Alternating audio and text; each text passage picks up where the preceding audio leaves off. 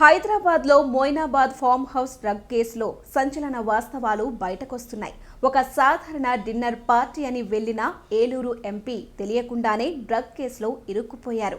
దీని వెనుక తీవ్రమైన కుట్ర కోణం ఉందనే వాదన తెరపైకి వచ్చింది.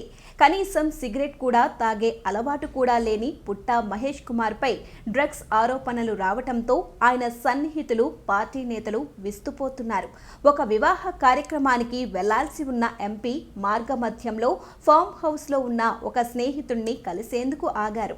ఎంపీ ఫామ్ హౌస్కి వెళ్లిన కొద్దిసేపటికి ఈగల్ టీం పోలీసులు వచ్చి డ్రగ్స్ చెకింగ్ చేయాలని చెప్పి అక్కడ ఉన్న 11 మంది వద్ద పోలీసుల సమక్షంలోనే యూరిన్ శాంపిల్స్ తీసుకుని ర్యాపిడ్ టెస్ట్ చేశారు. 10 నిమిషాల తరువాత చెవెళ్ల డీసీపీ వచ్చి 5గురికి పాజిటివ్ వచ్చిందని, పుట్టా మహేష్ కుమార్ సహా మిగిలిన వారికి నెగిటివ్ వచ్చిందని స్పష్టంగా ప్రకటించారు. చెవెళ్ల డీసీపీ ఏలూరు ఎంపీ వద్దకు వచ్చి మీకు నెగిటివ్ వచ్చింది, మీరు కొద్దిసేపట్లో మిమ్మల్ని పంపివేస్తామని కూడా చెప్పినట్లు సమాచారం. అసలైన ట్విస్ట్ ఇక్కడే మొదలైంది. ఇంతలో ఎస్పీ గిరిధర్ రంగప్రవేశం చేశారు. పుట్టా మహేష్ కు యూరిన్ టెస్ట్ లో నెగిటివ్ వచ్చిన రిపోర్ట్ను పోలీసులు ఎస్పీ ముందుంచారు. రిపోర్ట్ను చూసిన ఎస్పీ అక్కడి నుంచి ఎవరితోనో ఫోన్లో మాట్లాడారు.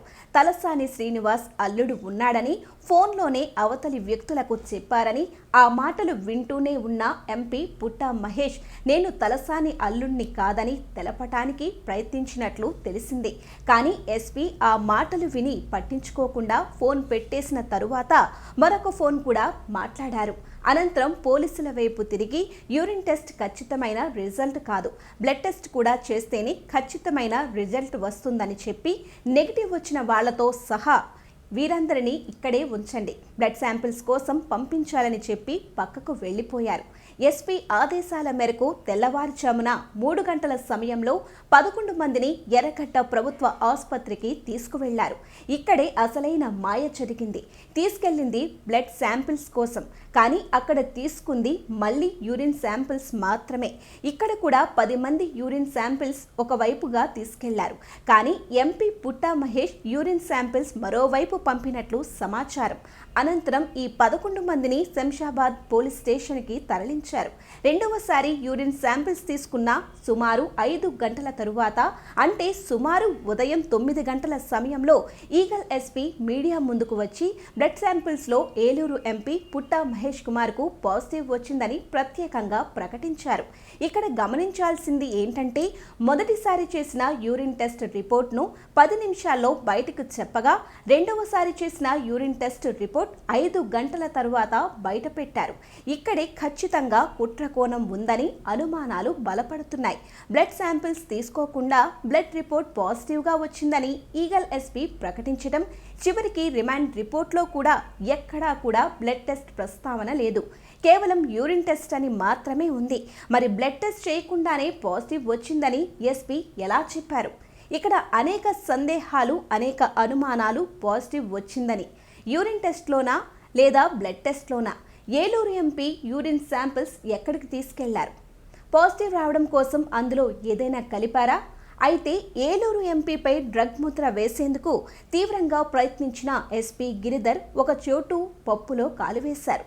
అదే బ్లడ్ టెస్ట్లో ఏలూరు ఎంపీకి పాజిటివ్ వచ్చిందని చెప్పటం ఇక్కడే ఖచ్చితమైన కుట్ర ఉందని, ఇందులో ఈగల్ ఎస్పీ గిరిధర్ పాత్ర ఉందని అనుమానాలకు బలం చేకూరుతోంది. బ్లడ్ శాంపిల్స్ తీసుకోకుండానే బ్లడ్ రిపోర్ట్లో పాజిటివ్ వచ్చిందని చెప్పిన ఎస్పీ, అదే నిజమైతే బ్లడ్ శాంపిల్స్ రిపోర్ట్ బయట పెట్టాలి. పోలీస్ విచారణ ముగించుకొని ఇంటికి వచ్చిన తరువాత ఎంపీ 2 గుర్తింపు పొందిన ప్రముఖ ల్యాబ్ల్లో సొంతంగా యూరిన్ టెస్ట్ చేయించినట్లు తెలిసింది. ఆ రిపోర్ట్ కాపీలను కూడా మనకు దొరికాయి. వీటిలో నెగిటివ్గా రిపోర్ట్ రావడం మీరు చూడొచ్చు. వీటితో పాటు ఎంపీపై కుట్ర కోణం, అనుమానాలు రేగటానికి మరో బలమైన కారణం ఉంది. అదే ఎంపీ ఆరోగ్యానికి సంబంధించిన సమాచారం. ఇది కూడా మనకు వచ్చింది. 4 ఏళ్ల కిందట ఎంపీకి హార్ట్ ఆపరేషన్ జరిగింది. దీనికి సంబంధించిన రిపోర్ట్లు కూడా ఉన్నాయి. ఆయన ఇప్పటికీ రెగ్యులర్గా మందులు వాడుతున్నారు. గుండె సమస్య ఉన్న వ్యక్తి కొకైన్ లాంటి డ్రగ్స్ వాడటం సాధ్యమేనా? సాధారణ మనిషి గుండె నిమిషానికి 70 నుంచి 100 సార్లు కొట్టుకుంటుంది. డ్రగ్స్ తీసుకున్నప్పుడు 150 నుంచి 200 వరకు వెళ్ళిపోతుందని వైద్యులు చెబుతారు. మరి గుండె సమస్య ఉన్న వ్యక్తి డ్రగ్స్ తీసుకోవడం ఏ విధంగా సాధ్యం?